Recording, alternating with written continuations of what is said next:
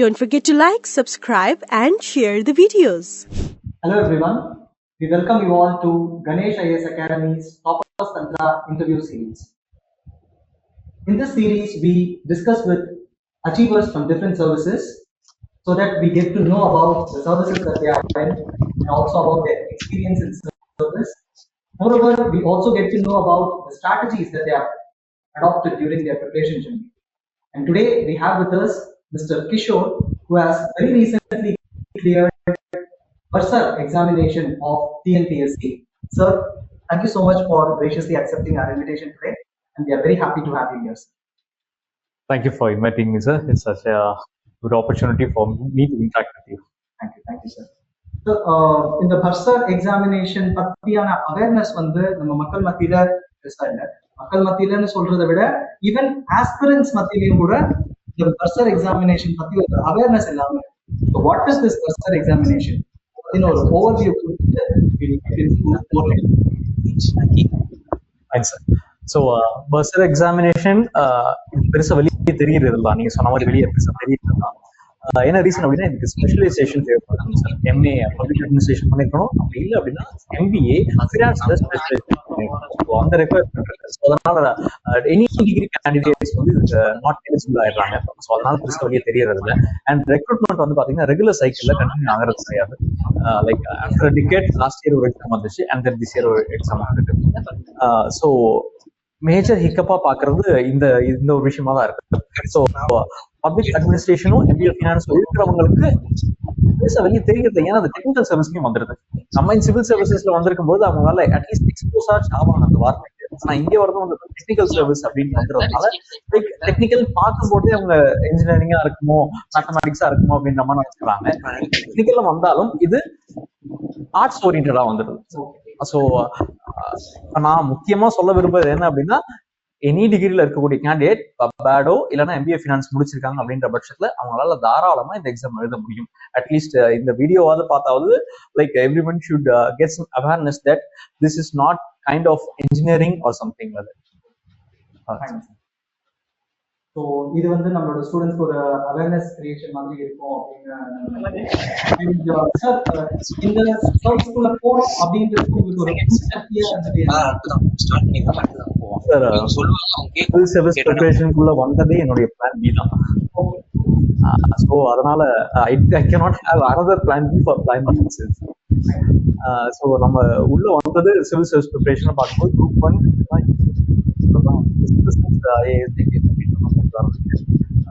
And then நிறைய exams எழுதும்போது எனக்குன்னு சில டிராபேக்ஸ் இருந்துச்சு. அந்த டிராபேக்ஸ் எல்லாம் இந்த எக்ஸாமினேஷன் எனக்கு பிடிக்காது அப்படின்றது என்னால் நம்ம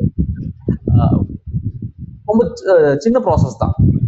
2 அப்ஜெக்டிவ் பேப்பர் இருக்க போது ஒரு இன்டர்வியூ இருக்க போது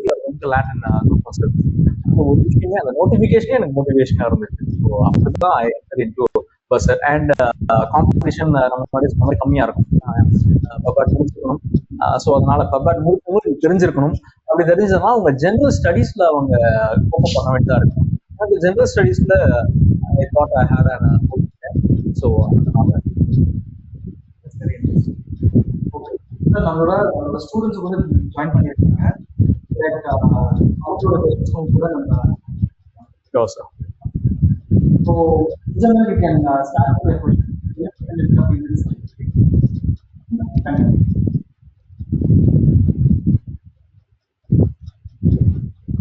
Good evening, sir. Yes. Basically, you are an UPSC aspirant who had a long journey with the civil service preparation. Throughout these preparation journey, what are the failures you faced? What are the hardships you've gone through? What are the inferences you get through them, and if you share them, it will be useful for preparations. Fine, sir. So failures அப்படின்ற போது நம்ம prelims clear ஆகாமல் இருந்ததே வந்து ஸ்டார்டிங்ல that was major செட்பேக்காக இருந்துச்சு. Atoms போயிட்டு இருக்கு, ப்ரிலிம்ஸ் கிளியர் ஆகலை, வாட்ஸ் ஹேப்பனிங் அப்படின்றதும் புரியறதுக்கு கொஞ்சம் கஷ்டமா இருந்துச்சு. Like I to not have any prior experience, ஃபேமிலியில ப்ரையர் எக்ஸ்பீரியன்ஸஸ் இருக்கக்கூடிய நபரும் கிடையாது. எக்ஸ்போஷரும் வந்து பார்க்கும்போது பேருக்கு தான் வந்து நம்ம சிட்டியில இருக்கும் அப்படின்ற மாதிரி இருந்துச்சு, பட் எக்ஸ்போஷரும் லிட்டிலா தான் இருந்துச்சு. ஸோ மேஜர் இஷ்யூவா எனக்கு இருந்தது வந்து ஹவு டு கிராக் ப்ரிலிம்ஸ் அப்படின்றது தெரியாம இருந்தது. அதுக்கப்புறம் நிறைய அட்டம்ஸ் கொடுத்துட்டு நம்ம like trial and error methods எல்லாம் பார்த்துட்டதுக்கு அப்புறமா லைக் எல்லாரும் சொல்ற அதே விஷயம் தான், toppers will speak about question banks. So question bank பார்க்கணும் எல்லாரும் சொன்னாங்க. கொஷின் பேங்க் எப்படி பார்க்கணும் அப்படின்றது சொல்லலை, அதுக்கு ஒரு அட்டம் எக்ஸ்ட்ராவா. ஸோ அதுக்கப்புறமா ப்ரிலிம்ஸ் இப்படி தான் கிளியர் பண்ணணும் அப்படின்னு தெரிஞ்சது. And then civils UPSC mains எழுதியிருந்தேன். ப்ரிலிம்ஸ்ல ஃபேஸ் பண்ண அதே விஷயம் தான், how to do with mains அப்படின்றது தெரியாம இருந்துச்சு. So again failure in mains. இது ரிப்பீட்டட், இதே சேம் திங் வந்து டிஎன்பிஎஸ்லயும் மாறுச்சு. ஸோ டிஎன்பிஎஸ்சிலையும் வந்து குரூப் 1ல மெயின்ஸ்ல ரெப்படேட்டிவா ஃபெயிலியர்ஸ் இருந்துச்சு. இன்டர்வியூ அது வரைக்கும் பார்த்தது இல்லை. This was my first interview. அப்ப இதுவே எனக்கு வந்து ஸ்டார்டிங்ல கொஞ்சம் ஒரு ஃபெயிலியர் திங்காக தான் இருந்துச்சு. அதுக்கப்புறம் to maintain with social isolation, இங்க ஐசோலேஷன் பெருசா தேவையில்லை தான். பட் இவன் ஃபீல் டசன்ட் ரெக்வயர், நமக்கு அந்த ஐசோலேஷன் எனக்கு பர்சனலா தேவைப்பட்டுச்சு. Like was isolated from my friends, functions and everything. Sometimes அதுவே தோணும், நான் ஒரு ரெகுலர் சோஷியல் பர்சன் இருக்க மாட்டேன். நான் லைக் அந்த மாதிரி விஷயங்கள் கேண்டிடேட்ஸ் அதுலயும் வந்து ஃபெயிலியர் இருக்கிற மாதிரி தெரிஞ்சது. As a Sun, as a friend, அந்த ரோலையும் நான் வந்து சாட்டிஸ்ஃபை பண்ணணும் இல்லைங்களா. Like I'm not want to become a candidate only. So அந்த மாதிரி மல்டிபிள் ரோல்ஸ் சாட்டிஸ்ஃபை பண்ண முடியல அப்படின்ற ஃபெயிலியர்ஸ் இருந்துச்சு. அதுவுமே சில நேரங்களில் ஒரு செட்பேக்கா இருந்துகிட்டு இருக்கும், படிக்க வேண்டிய நேரத்துல இந்த மாதிரி யோசனைகள். But all these things are very very common. நம்ம ரேங்க் 1 இருந்தாலும் சரி, எதுவுமே இல்லை அப்படின்னாலும் சரி, லைக் யாருக்குமே வந்து இந்த ups and downs will be there. அந்த டவுன்ஸ் அப்படின்ற விஷயங்களை ஃபெயிலியரா நம்ம பார்த்துட்டு இருந்தேன். பட் அதுக்கப்புறமா லேட்டரா சில விஷயங்கள்லாம் புரிஞ்சுது, அது ஃபெயிலியரா மட்டுமே பார்க்க வேண்டிய அவசியம் இல்லை. That is one way not to pass. அவ்வளவுதான், பாஸ் ஆகக்கூடிய ஒரு வழி அது இல்லை, அவ்வளவுதான், அடுத்த வழி போகணும் அப்படின்ற மாதிரி இருந்துச்சு. So setbacks will be there.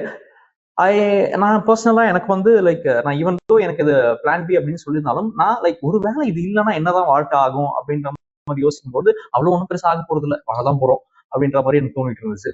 So அதனால என்னால இன்னும் கொஞ்சம் என்னுடைய ஹார்ட் ஒர்க் கொடுக்க முடிஞ்சது.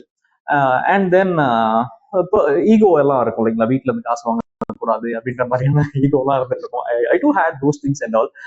And then so I work. நான் 2019ல இருந்து ஃபேக்கல்ட்டியா வந்து ஒர்க் பண்ணிட்டு இருந்தேன். ஸோ அந்த டைம்ல எனக்கு time management became an issue. கரெக்டா எனக்கு ப்ரிலிம்ஸ் கிளியர் ஆகிற நேரங்கள்ல நான் ஜாப்லயும் இருந்துட்டு இருந்தேன். ஸோ அதனால எனக்கு டைம் மேனேஜ்மெண்ட் இஷ்யூஸ் வர ஆரம்பிச்சது. டைம் மேனேஜ்மெண்ட் கத்துக்கிறதுக்கு கொஞ்ச நாள் ஆச்சு. முதல் தடவை காசு பாக்குறோம், நிறைய செலவு பண்ண ஆரம்பிச்சிட்டேன். செலவாயிருச்சேன்னு சொல்லிட்டு ஒரு சோகம். ஸோ அது மாதிரி ஒன்னொன்னா கத்துக்கிட்டு தெரிஞ்சுக்கிட்டு and then that's amazing, sir. So yet another question, like from student side, can you go for another question? Thank you, sir. One another question, sir. Yes. As we are just entering into the civil service preparation, being a senior aspirant, what are your advice to us, the do's and don'ts, small things which had to be changed, which has to be changed within us, which has to be acquired as a qualities? So if you share those things, it will be useful for us. Okay. So quality அப்படின்னு கேட்குறாங்க. Quality அப்படின்னு சொல்லும்போது நான் patience தான் வந்து இந்த ஃபீல்டில் இருக்கு அப்படின்ற மாதிரி பார்க்குறேன். People come and clear at the first attempt. Yes, அதுவும் நடக்குது. ஸோ என்ன மாதிரி வந்து ரொம்ப லேட்டஸ்ட் ஸ்டேஜ்ல கிளியர் ஆகிறது அப்படின்றதும் நடக்குது. Anything may happen. I wish everyone should clear in the first attempt itself, but statistics are allow பண்றதில்ல. Number of vacancies and number of candidates allow பண்றதில்ல. So you need a hell lot of patience. So அது ஒரு விஷயம் முக்கியமா பார்க்குறேன். And then this examination is an examination, அவ்வளவுதான். Considering this as a life அப்படின்றது ரொம்ப மண்டையில எடுத்துக்கிறது ரொம்ப ப்ரெஷரா இருக்கு. ஸோ முக்கியமான எக்ஸாமினேஷன் தான், ஜெயிச்சாக்கணும் அப்படின்ற ஒரு கம்பல்ஷன் இருக்குதான். பட் அது அவ்வளோ பர்சனல் எடுத்துக்கும் போது, எந்த ஒரு விஷயமும் நம்ம பர்சனலா எடுத்துக்கணும். ஒரு ஃபெயிலியர் அப்படின்ற போது அது நான் நிறைய படிச்சேன், அவங்க கம்மியா படிச்சாங்க, அவங்க எப்படி கிளியர் பண்ணாங்க, அவங்க நமக்கு தெரியாம ஏதாவது பண்ணிருந்திருப்பாங்கல்ல, அது நமக்கு தெரிய வேண்டிய அவசியம் இல்லை, தெரிஞ்சிருக்கவும் கூடாது. ஐ மீன் இல்லாமே போயிருக்கலாம். So taking it to the heart, taking failures to the heart, taking small successes to the heart. So இதெல்லாம் வந்து சின்ன சின்ன தடைக்கற்களை பார்க்கறது ரொம்ப ஈஸியா மாத்திக்க முடியும். அண்ட் தென் எல்லாரும் சொல்ற அதே விஷயங்கள் தான், பிஒய்க்யூஸ் தயவு செஞ்சு பாருங்க அப்படின்னு சொல்றதுதான். ஸோ பிஒய்க்யூஸ் பாருங்கன்றது எல்லாரும் சொல்லுவாங்க தான். பட் பிஒய்க்யூஸ்ல ஒரு பேட்டர்ன் கண்டிப்பா இருக்கும். நீங்க ப்ரிலிம்ஸ்ல போனீங்கனாலும் சரி, மெயின்ஸ்ல போனீங்கனாலும் சரி, for that matter even interview, so எல்லாத்துலயுமே ப்ரீவியஸ் இயர் கொஷின்ஸ் இருக்கு. அந்த ப்ரீவியஸ் இயர் கொஷினை கொஞ்சம் உங்களோட சீனியர்ஸோட உட்காந்து சேர்ந்து லைக் பார்த்தீங்க ஏற்கனவே கிளியர் பண்ணவங்க கிட்ட கேட்டீங்கன்னா அவங்க சொல்லுவாங்க. ஸோ பார்க்கும்போது எப்படி பார்க்கணும், இந்த பேட்டர்ன்ல தான் பார்க்கணுமா, இந்த இப்படியான ஒரு பேட்டர்ன் இருக்கா அப்படின்றலாம் திரும்ப திரும்ப பார்க்கும்போது தெரியும். நமக்கு தெரியும் லட்சுமிகாந்த் புக் 40வது படிக்கும்போதும் புதுசா ஒரு விஷயங்கள் தெரியும், இதனால தெரியாத விஷயம் தெரியுங்களா. அந்த மாதிரி தான் இட்ஸ் ஆல் அபவுட் சின்ன சின்ன விஷயங்கள்லாம் பிவிக்கு கண்டிப்பா பாருங்கன்னு தான் நான் சொல்லுவேன். ஃப்ரெண்ட்ஸ்ல இருந்து எல்லாத்துக்குமே ஹெல்ப்ஃபுல்லா இருக்கும். குவாலிட்டி அப்படின்னு பார்க்கும்போது கொஞ்சம் patience, discipline must be there அப்படின்ற மாதிரி சொல்றேன். I don't know whether I am having சொல்றதுக்கு எனக்கு தகுதி இருக்கான்றதெல்லாம் தெரியல. பட் ஸ்டில் ஒரு பேசிக் டிசிப்ளின் அட்லீஸ்ட் சாப்பிட்றதுக்கு இருக்க ஒரு டிசிப்ளின் இருந்துச்சுன்னா நம்ம டைம் மேனேஜ்மெண்ட் கொஞ்சம் பெட்டரா இருக்கும் நினைக்கிறேன். இந்த டைம்ல தான் எடுத்துப்பேன், இந்த டைம்ல சாப்பிடுவோம், இந்த டைம்ல தூங்கிடும் அப்படின்றத டைம் மேனேஜ்மெண்ட் இருக்கணும். அண்ட் இன்னொரு முக்கியமான குவாலிட்டி, நோ சொல்ல தெரிஞ்சுக்கோங்க. நிறைய ஆப்ளிகேஷன்ஸ் வரலாம், எவ்வளவோ விஷயங்கள் நம்ம ஸ்டூடெண்ட்ஸ் லைஃப்ல பார்த்துருப்பாங்க அண்ட் இந்த ஃபேஸ்ல பார்த்துருப்பாங்க. நோ சொல்ல தயக்கம், நான் எப்படி நோ சொல்றது, ஏதாவது தப்பா நினைச்சுப்பாங்களோ அப்படின்ட்டு. Let them, that is not going to decide your life. It's your life. You have very limited attempts. So தேவையான இடங்கள்ல நோ சொல்ல பழகிக்கோங்க. That is the one important thing that I would tell, like குவாலிட்டியா வளர்த்துக்கணும் அப்படின்னா no சொல்றோம். That's great, sir. Sure, sir. Sure, sir. Yeah. Very thank you for your அந்த விஷயம் வந்து that is very new அப்படின்னு தான் நான் பார்ப்பேன். பிகாஸ் இது எல்லாருமே அக்செப்ட் பண்ண மாட்டாங்க, நோ சொல்லணும் அப்படின்னு. That is a different perspective, I would say. And sir, current affairs வந்து இந்த examination for bursar examination க்கு எவ்வளவு இம்பார்ட்டன்ட்? current affairs எந்த அளவுக்கு ஸ்ட்ராங்கா இருக்கணும் நம்ம current affairs? Okay sir, current affairs நமக்கு இப்போ ஃபர்ஸ்ட் ஸ்டேஜ்ல வந்து 2 பேப்பர் இருக்குங்க sir. Paper 1 which comprises GS of 100 questions and then paper 2 அது கம்ப்ளீட்லி பபாட் ஓரியன்டட். பபாட் ஓரியன்டட்ல கரண்ட் அஃபேர்ஸ் எதுவுமே கிடையாதுங்க சார். ஸோ கரண்ட் அஃபேர்ஸ் போக வேண்டிய அவசியம் கிடையாது. பட் whereas பேப்பர் 1ல ஜென்ரல் ஸ்டடீஸ்ல current affairs play was there. But நான் என்ன சொல்லுவேன் அப்படின்னா, அது முக்கியமான அவ்வளோ பேர் ரோல் பிளே பண்ணுச்சு அப்படின்னு சொல்ல மாட்டேன். But when it comes to interview, opinion நம்ம மேக் பண்ணணும், நம்மளோட பெர்ஸ்பெக்டிவ் சொல்லணும் அப்படின்னா current affairs matters a lot. Current affairs, personality test இதெல்லாம் சேர்ந்து ஒன்னோட ஒன்னதா இருக்குன்னு நினைக்கிறேன். ஸோ இப்போ இன்டர்வியூல உங்களுக்கு கொஸ்டின் வருதா இல்லையா டசன்ட் மேட்டர். இந்த கான்ஃபிடன்ஸ் கேட்டா நான் சொல்லிடுவேன் அப்படின்ற கான்ஃபிடன்ஸ் இல்லை அப்படின்னா உள்ள போயிட்டு நம்ம ஸ்ட்ரகிள் ஆயிருக்கும். ஸோ அப்போ அந்த கான்ஃபிடன்ஸ் வரணும் அப்படின்னா நம்ம கரண்ட் அஃபேர்ஸ் பார்த்துட்டு போயிருக்கணும். So current affairs plays a role, rather paper 2ல இல்லைனாலும் பேப்பர் 1ல ஒரு சின்ன பார்ட். அண்ட் தென் ஃபார் இன்டர்வியூல ரொம்ப அதிகமாக கரண்ட் அஃபேர்ஸ் பிளே பண்ணணும். நான் போகும்போது முந்தின நாள் எனக்கு லைக் 3 to 6 அப்படின்ற டேட்ல ஸ்லாட் ஃபிக்ஸ் பண்ணிருந்தாங்க. அந்த டைம்ல கவர்மெண்ட் பட்ஜெட் வந்துருச்சு. Okay. So I did not get questions from budget. But நான் உள்ள போகும்போது எனக்கு பட்ஜெட்ல இருந்து எந்த கொஸ்டின் வந்தாலும் பேசிக்கா என்னால் ஹேண்டில் பண்ணிட முடியும்ன்ற ஒரு கான்ஃபிடன்ஸ் இருந்துச்சு. அது that made me to sale through the process. Next question from student side.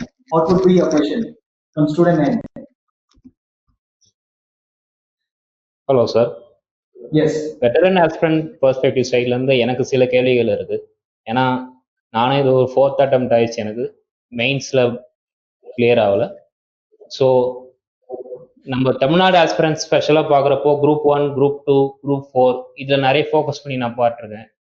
But bursar exam as alternative way, அதோட கருத்து உங்களுக்கு என்னன்னு நீங்கள் சொல்லலாம் sir. So bursar exam as an alternative எப்படி அப்படின்ற மாதிரி கேட்கலாம். Okay fine sir. So the candidate must know their positives and negative sides.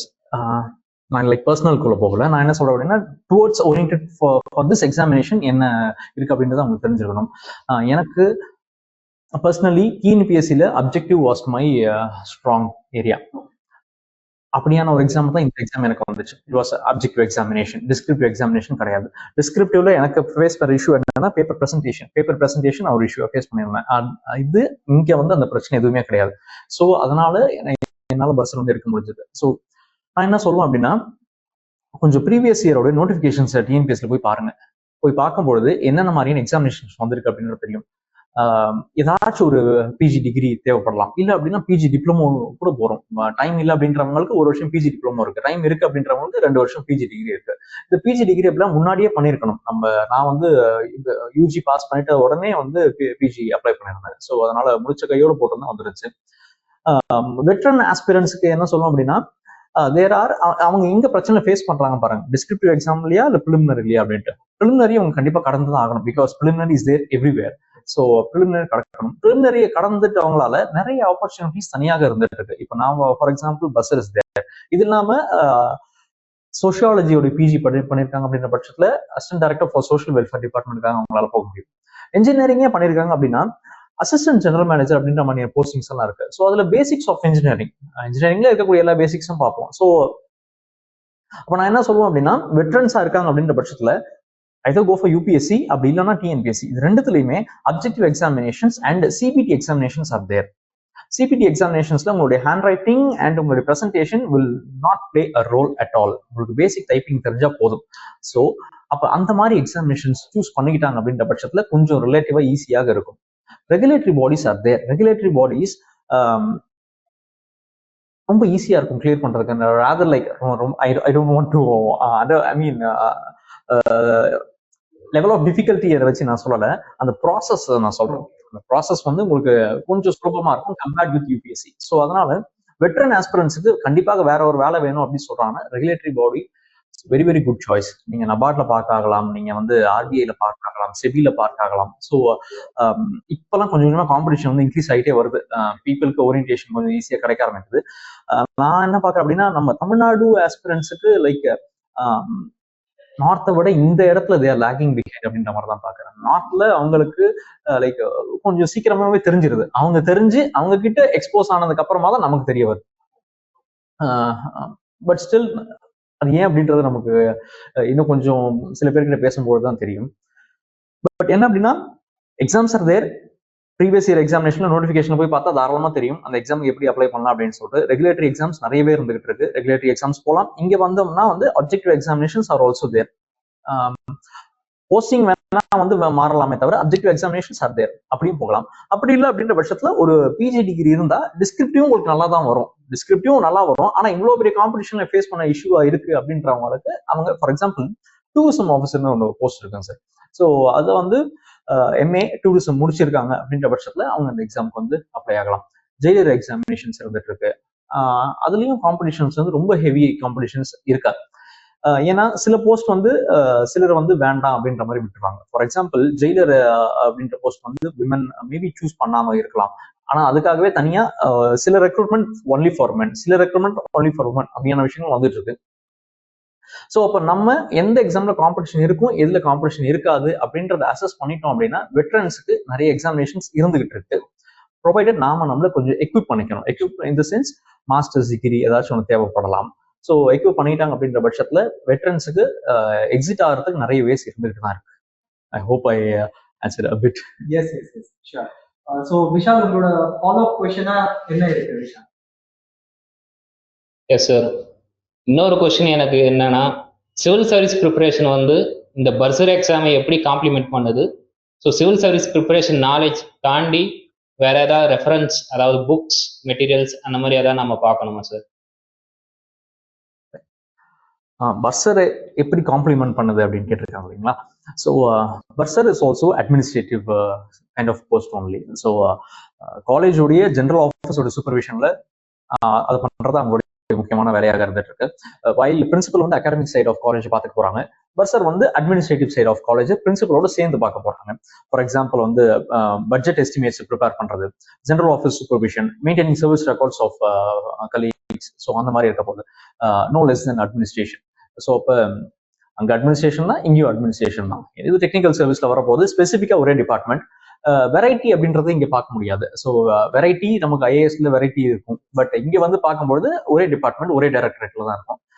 ப்ரொமோஷன்ல போகும்போது இதை எக்ஸ்பீரியன்ஸ் பண்ண முடியும். So first question I guess answer it. Second question என்ன சார் கேட்டோம்? For the books for this examination. Yeah. So books ஸ்பெசிஃபிக்கா இந்த books எல்லாம் இருக்கா for bursar examination? For bursar examination, சரி எஸ். பர்சர் எக்ஸாமினேஷனுக்கு புக்குக்கு இனிஷியலா வந்து நான் ரொம்ப ஸ்ட்ரகிள் பண்ணியிருந்தேன். நான் அதை கண்டிப்பா சொல்லணும்னு நினைக்கிறேன். பர்சர் எக்ஸாமினேஷன் இந்த புக் இருக்கு, இந்த புக்கு படிச்சீங்கன்னா போறோம் அப்படின்னு நான் சொல்லணும்னு நினைக்கிறேன். லக்ஷ்மிகாந்த் புக் நமக்கு யூபிஎஸ்சில ஓல்டு பேட்டர்ன்ல ஆப்ஷனல்ல அப்ஜெக்டிவ் இருந்துச்சு இல்லைங்களா? அந்த அப்போ வந்து யூஸ் பண்ற புக் வந்து லக்ஷ்மிகாந்த் புக் சார். லக்ஷ்மிகாந்த் இன்னும் கொஞ்சம் படிக்கணும் அப்படின்னு நினைச்சிட்டாங்கன்னா வந்து அவசியம் மகேஸ்வரி போகலாம். ஸோ இந்த 2 புக் போறோம் சார். நான் நிறைய புக் ரெஃபர் பண்ணியிருந்தேன். நான் லைக் வந்துருமா வராதா அப்படின்னு நினைச்சிருந்தேன். பட் இப்போ I can tell that Laxmikanth will suffice. So லக்ஷ்மிகாந்த்ல வந்து பப்ஆடுக்குன்ட்டே ஒரு புக் இருக்கு. நமக்கு நார்மலி பாலிட்டி புக் ஒன்று இருக்கு, கவர்னன்ஸ் புக் ஒன்று இருக்கு. இதுக்கு வந்து பப்ஆட் Laxmikanth will suffice. So sir நீங்க உங்களோட ப்ரொமோஷனல் அவென்யூஸ் பத்தி பேசுறீங்க. ஸோ ஃபர்ஸ்ட் லெவல்ல என்ட்ரி லெவல்ல இருக்கீங்க. என்ன மாதிரியான ப்ரொமோஷனல் அவென்யூஸ் அதுல இருக்கும் sir? Up to which level can you reach? Sir sir actually இங்க இது வந்து கிளியரா இல்லைங்க சார். ஏன் அப்படின்னா லைக் டிகேட்டுக்கு முன்னாடி வந்து இது எப்படி இருந்துச்சுன்னா ப்ரொமோஷனல் போஸ்டிங் சார். குரூப் 4ல ரெக்ரூட் ஆகிறவங்க கடைசியா வந்து ப்ரொமோஷன்ல உட்காரக்கூடிய பிளேஸ் வந்து பஸ்ஸர். ஸோ அப்போ அவங்க வந்து ஒரு 4 or 5 years பர்சர் போஸ்ட்ல இருந்துட்டு அவர் ரிட்டையர் ஆயிடுவாங்க. அதுதான் வந்து வழக்கமாக இருந்துட்டு இருக்கு. This may vary, but this was general service condition. அதுக்கப்புறமா என்ன பண்ணாங்க, லாஸ்ட் டிகேட்ல வந்து அதை ஓப்பன் பண்ணாங்க ஃபார் டைரக்ட் ரெக்ரூட்மெண்ட். டைரக்ட் ரெக்ரூட்மெண்ட்டை ஓப்பன் பண்ணதுக்கு அப்புறமா திஸ் இஸ் தேர்ட் பேட்ச். இப்போ நான் உள்ள போகும்போது that would be the third batch. இன்னும் ஃபர்ஸ்ட் பேட்ச்க்கு உள்ள போனவங்களுக்கு ப்ரொமோஷன் வரல. So I guess they have been into service for 9 or 10 years. இன்னும் அவங்களுக்கு சர்வீஸ் வரல, வரப்போற டைம் அது. ஸோ அவங்களுக்கு சர்வீஸ் வந்தாதான் அடுத்து என்ன வரும்னு சொல்லியிருக்காங்க. ப்ராபப்ளி ஒரு நியூ போஸ்ட் கிரியேட் பண்ணும் அப்படின்ற மாதிரி சொல்லியிருக்காங்க. பர்சருக்கு வந்து ஈக்குவலண்ட் வந்து அசிஸ்டன்ட் டைரக்டருக்கு மேல ஒரு நியூ போஸ்ட் கிரியேட் பண்ணணும்னு சொல்லியிருக்காங்க. So I am not authorised to tell how it goes. So yes, Vishal, do you have any other questions from your end? Sir, one more question. As a veteran aspirant வந்து family as well as society நிறைய pressure நம்ம face பண்ணுறோம்.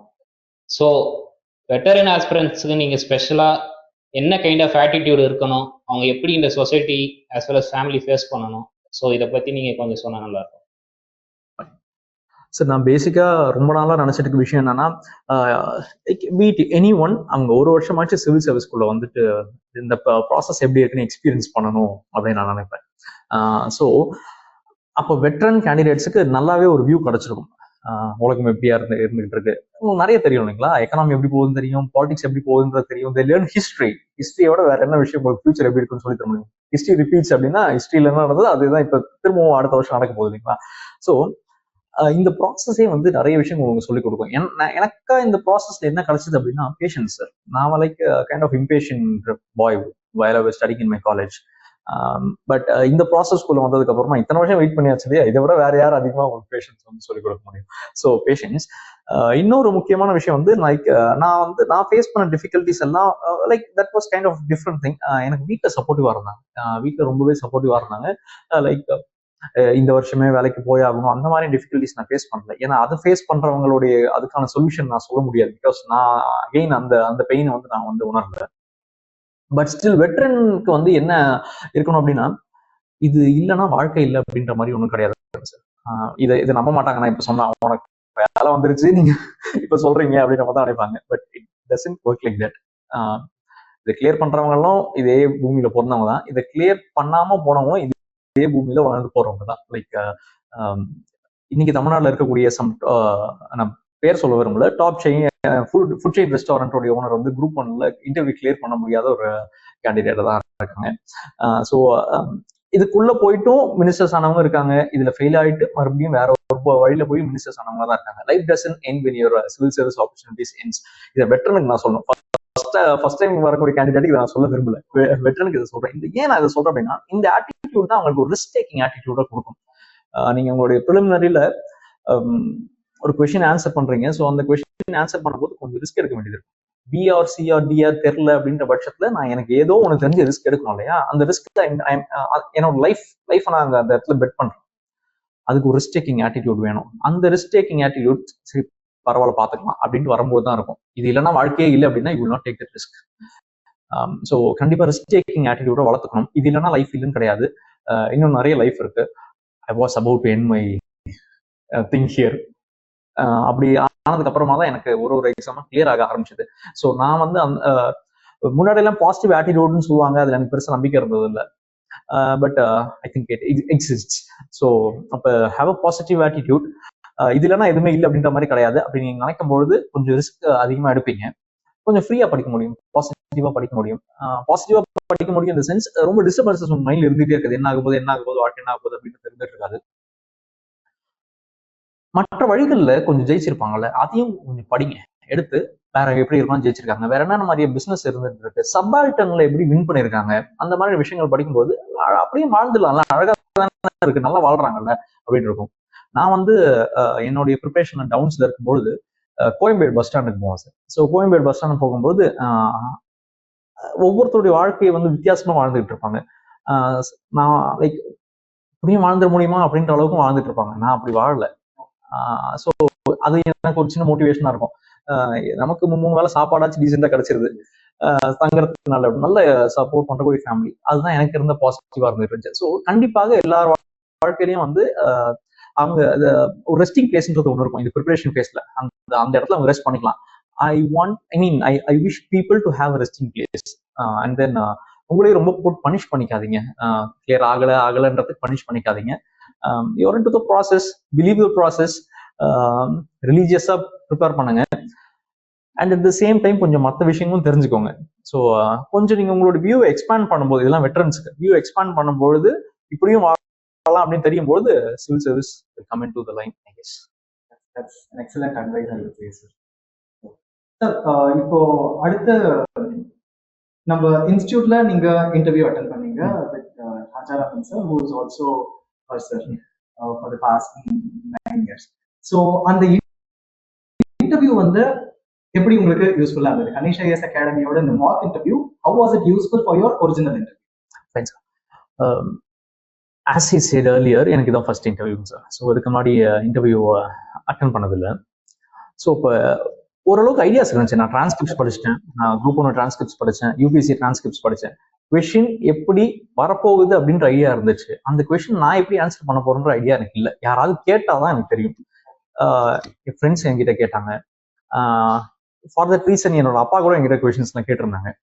இப்படி கேட்டா என்ன பதில் சொல்லுவேன், அதுக்கெல்லாம் நான் பதில் சொல்லிட்டு இருந்தேன். பட் ஒரு ஆஃபீஸர் முன்னாடி உட்காந்து நான் இந்த பக்கம் உட்காந்து எப்படி ஆன்சர் பண்ண போறேன் அப்படின்றது எனக்கு தெரியல. அந்த ஒரு விஷயம் கிடைச்சது எனக்கு ராஜாராமன் சாரோட நடந்த அந்த 55 minutes இன்டர்வியூல தான். That was very lengthy interview. 55 minutes interview உங்களை ரொம்ப டயர்ட் ஆகிட்டோம். கடைசி 5 minutesலாம் நம்மளால ஒண்ணுமே பண்ண முடியாதுன்ற ரொம்ப டயர்ட் ஆயிருவீங்க, பேசி பேசி டயர்ட் ஆயிருவீங்க. ஸோ அவர் எடுத்த அந்த வெரி லாங் திங் வந்து எனக்கு கொஞ்சம் என்டியூரன்ஸ் கிரியேட் பண்ணுச்சு. எனக்கு என்னன்னா அந்த 55 minutes விட அந்த இன்டர்வியூ வந்து என்னோட ஒரிஜினல் இன்டர்வியூ பெருசாயிராது. 40 minutes தானே போக முடியும், அவ்வளவுதான். So my day cannot become tough than that day. So அந்த ஒரு எக்ஸ்பீரியன்ஸ் எனக்கு இருந்துச்சு. அண்ட் தென் சார் எல்லா ஏரியாஸ்லும் கொஸ்டின் கேட்டாங்க. சார் அவர்கிட்ட என்னுடைய டேஃப்ட் இருந்துச்சு. ஸோ அந்த டேஃப்ட்ல இருந்து லைக் என்னுடைய பெயர்ல இருந்து ஆரம்பிச்சு நான் எங்க இருந்து வரேன், ஸோ எல்லா விஷயங்களும் கேட்டிருந்தாங்க. நானும் என்னுடைய டேஃப் வந்து ரொம்ப பர்சனலா நல்லாவே ப்ரிப்பேர் பண்ணியிருந்தேன். லைக் என்னுடைய வீடு வந்து என்ஹெச்ல இருக்கு. ஸோ நான் வந்து என்ஹெச் எங்க ஆரம்பிக்குது எங்க முடியுது அப்படின்ற வரைக்கும் பார்த்துட்டு இருந்தேன். சார் அதையும் கேட்டாங்க. அதெல்லாம் கேட்டு முடிச்சதுக்கு அப்புறமா சார் இன்னொரு கொஸ்டின் கேட்டிருந்தாங்க. என்னுடைய யூனிவர்சிட்டியோடைய மோட்டோ கேட்டிருந்தாங்க. 2 பிஜி பண்ணியிருக்கேன் இல்லைங்களா, அதனால 2 யூனிவர்சிட்டி எனக்கு கவராங்க. ஒரு யூனிவர்சிட்டி லக்கிலி தெரிஞ்சிச்சு, இன்னொரு யூனிவர்சிட்டி தெரியல. அப்பதான் ஐடென்டிஃபைட் என் டேஃப்ல நான் இன்னும் ப்ரிப்பேர் பண்ண முடியாத ஏரியாஸ்லாம், பண்ணாத ஏரியாஸ்லாம் இருக்கு அப்படின்னு தெரிஞ்சது. I got some 4 days time எனக்கு இருந்துச்சு. மறுபடியும் டேஃப் எடுத்தேன். டேஃப் பிரிண்ட் அவுட் எடுத்துட்டு நானே எனக்கு கொஸ்டின் கேட்டுருக்கேன். நான் இந்த டேஃபை பாக்குறேன் அப்படின்னா நான் என்னென்ன மாதிரியான கொஸ்டின்ஸ் அந்த கேண்டிடேட் கிட்ட கேட்பேன் அப்படின்ற மாதிரி நானே கேட்டுட்டு அதுல எழுதி வச்சுப்பேன். எழுதி வச்சுக்கிட்டு அதுக்கப்புறமா அது ஒரு கொஸ்டினுக்காக ஆன்சர் கிரியேட் பண்ணிட்டு இருந்தேன்.